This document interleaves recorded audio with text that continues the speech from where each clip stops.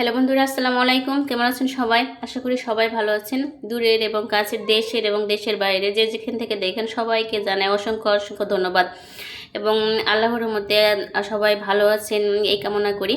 সবাই ভালো থাকবেন, সুস্থ থাকবেন এবং বেশি বেশি আমার ভিডিওগুলো দেখবেন। যেহেতু আপনারা আমার বন্ধু, সবার কাছে আমার একটাই কামনা, সবাই সবার পাশে দাঁড়াই এবং সবার ভিডিওগুলো দেখি। প্রত্যেক দিনের মতো আমি আপনাদের সামনে উপস্থিত হয়েছি আবারও নতুন একটা রেসিপি নিয়ে। সেটা হচ্ছে পেঁয়াজের চিপস আর কি। পেঁয়াজ দিয়ে বানিয়ে ফেলেছি। সামান্য হলেও এটা বাচ্চাদের কাছে অনেক একটা আকর্ষণীয় বলতে পারেন চিপসটা।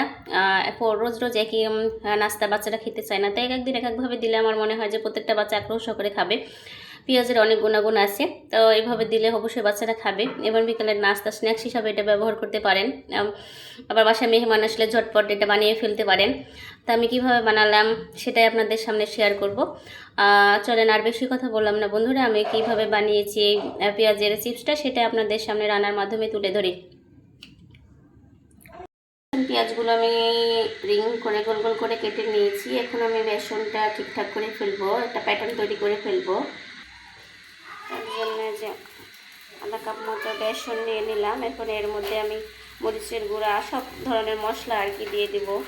হলুদের গুঁড়া, মরিচের গুঁড়া, তার লবণ, এগুলো আর কি। এখন তো তৈরি করা হয়ে গেছে। এখন আমি সামাইটা আর কি একটু ভেঙে ভেঙে দিব স্কেচ করার জন্য। এখন একটা করে রিং আমি বেসনের মধ্যে চুবাবো, ভালোভাবে মাখিয়ে নেব পেঁয়াজের মধ্যে। পেঁয়াজের রিংটার মধ্যে পরে এই যে আমি সামাইয়ের একটা ছোটো ছোটো করে ফেলছি, এইটা দিয়ে পরে আমি চুলার মধ্যে দিয়ে দিব। তেলটা গরম হয়ে গেছে, আমি এটা ছেড়ে দেবো। আমি একে এগুলো সবগুলো ভেজে নেব।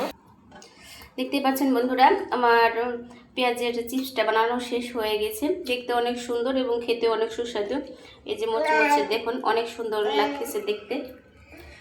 আপনারা বাসায় এভাবে বানাবেন।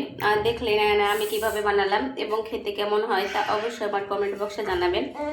আর যদি আরও বেশি বেশি ভালো লাগে তাহলে আমার চ্যানেলটা সাবস্ক্রাইব করে দিবেন। এবং আপনাদের কাছে, আমার সকল বন্ধুর কাছে একটা অনুরোধ যে আমার ভিডিওগুলো না টেনে পুরোভাবে দেখবেন, তাহলে অবশ্যই অবশ্যই আমার জন্য অনেক ভালো হয়।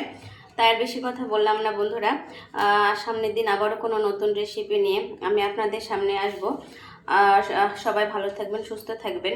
আল্লাহ হাফেজ।